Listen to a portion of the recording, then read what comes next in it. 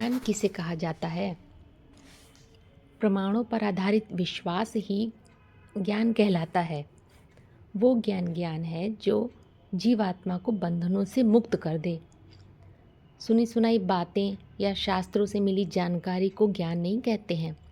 वो जानकारी जब तक अनुभव से न गुजरे और हमारा विश्वास बन जाए तब तक सत्य ज्ञान नहीं कह सकते। ज्ञान माना होता है जानकारी, लेकिन वो जानकारी जब तक प्रमाणित अनुभव न बन जाए तब तक मात्र जानकारी है, सत्य ज्ञान नहीं। इसीलिए हमारे ऋषियों ने, विद्वानों ने शास्त्रों में बताया कि मानो मत जानो, मानना ही जानने का दुश्मन है। अज्ञान अंधकार रूपी पर्दे से ढका हुआ सत्य सामने तभी आएगा जब हम किसी भी बात को बिना क्रॉस क्वेश्चन किए हुए मानना छोड़ दें। बस हमारी आंखों के ऊपर जो मान्यताओं का पर्दा है ना, वो हट जाए तो वो सामने आ जाता है। इसे एक उदाहरण से समझते हैं। जैसे बच्चों को समझा दिया जाता है कि आग में हाथ मत डालना, जल जाओगे। लेकिन क्या बच्चे ये सुनने मात्र से मान लेते हैं? नहीं मानते, तब भी आग में हाथ डालते हैं, और तब तक डालेंगे जब तक वो आग में हाथ डालने से उनका हाथ जल नहीं जाता। तब कहेंगे कि उनको ज्ञान हुआ। केवल हमने उनको बता दिया, जानकारी दे दी, तो ऐसा नहीं कह सकते कि हाँ उसको ज्ञान हो गया। जब बोले हाँ आग में हाथ डाल लेता है खेलते खेलते और उसको अनुभव हो जाता है कि हाँ अग्नि से जला जाता है, तब कहेंगे कि उसको इस बात का ज्ञान हो गया। क्यों? क्योंकि अब उसको साक्ष्य मिल गया, अब वो इस बात का साक्षी हो गया। अब वो आग में हाथ कभी नहीं डालेगा, अब वो उसके प्रति जागरूक हो गया। यही जागरूकता ही ज्ञान कहलाती है। समझ के आधार पर जागरूकता पैदा होती है। इसीलिए महावाक्यों में बोला है, समझ को ही ज्ञान कहा जाता है। कैसेट 227। जब सत्य ज्ञान रूपी जानकारी को स्वयं के ऊपर अप्लाई करते हैं तो प्रूफ प्रमाण के द्वारा ज्ञान सिद्ध होता जाता है, जिससे आत्मबल जागृत होता है, जिसके आधार पर देह भान की दुनिया के बीच रहते हुए भी पुरुषार्थी में ऊंचे चढ़ने का मादा डेवलप हो जाता है। वार्तालाप पॉइंट है, ज्ञान होता ही है हर परिस्थिति में अपने को सेटलमेंट करने वाला।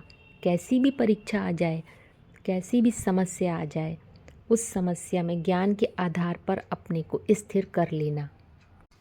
ज्ञान की तुलना जल से भी करते हैं व अग्नि से भी।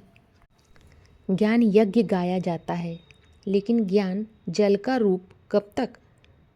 जो ज्ञान में रत तो रहते हैं, ज्ञान का लेन देन तो करते हैं, किंतु दैहिक परिभाषाओं के आधार पर करते हैं।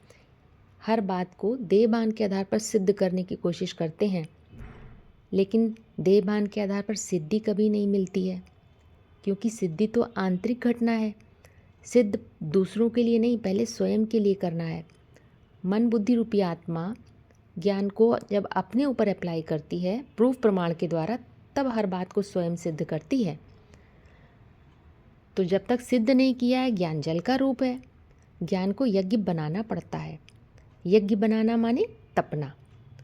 इतना तीखा मनन चिंतन मंथन होने लगे कि तपत महसूस हो योग की। इसीलिए ज्ञान के साथ साथ योग भी जुड़ा हुआ है।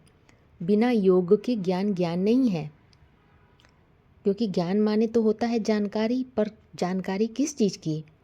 तो शास्त्रों में बताया है, रीति ज्ञानान मुक्ति, ज्ञान से ही मुक्ति मिलती है।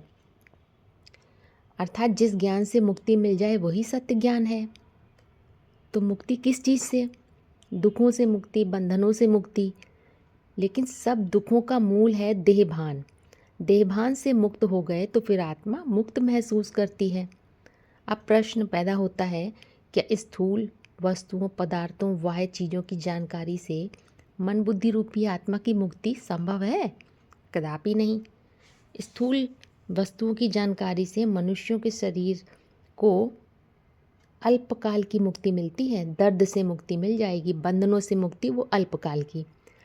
किंतु दुख से मुक्ति ऐसा नहीं कह सकते, क्योंकि दुख तो मानसिक बात है, आत्मा की बात। मन बुद्धि रूपी आत्मा को दुखों से मुक्ति सिर्फ आध्यात्मिक ज्ञान से ही मिल सकती है, क्योंकि अधि माने अंदर, आत्मा माने आत्मा के अंदर। तो आध्यात्मिक ज्ञान के द्वारा ही मन बुद्धि के अंदर चल रहे अंतर्द्वंद को जब समझकर सत्य ज्ञान का प्रकाश फैलता है, तभी मुक्ति संभव है। ज्ञान को प्रकाश भी कहा जाता है। प्रकाश माने कि प्रकट रूप से, कास्य का तेज, कास्य अर्थात याद का तेज, क्योंकि जैसी स्मृति होती है वही हमारा स्वरूप होता है। तो ज्ञान का मतलब होता है जानकारी, और जहाँ असली जानकारी है वो अंदर की है या बाहर की।